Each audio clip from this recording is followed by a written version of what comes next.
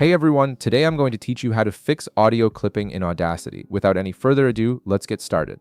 First, open your Audacity app on your PC. Once the application launches, you'll see your audio project ready to work with. Now direct your attention to the top of the screen where you'll find the selection tool. Click on it to activate this tool, which allows you to highlight and work with specific portions of your audio. Here's a quick tip to save time.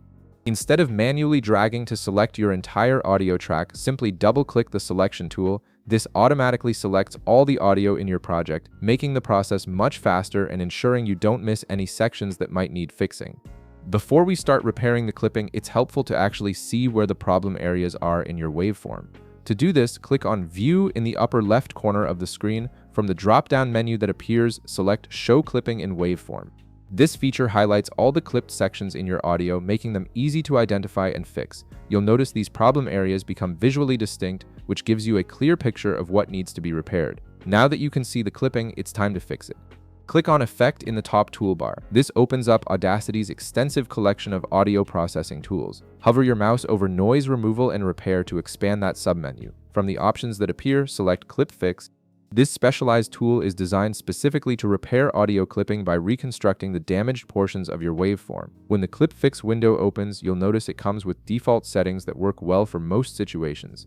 Before committing to any changes, you'll want to hear what the repair will sound like. Click the Preview button to listen to a sample of your audio with the fix applied. This lets you evaluate whether the repair improves your sound quality without permanently altering your project yet.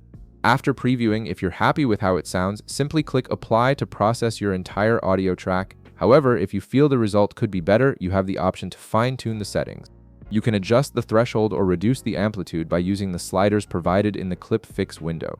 Take your time experimenting with these controls until you find the sweet spot that gives you the best sound quality. Then click Apply. And that's it.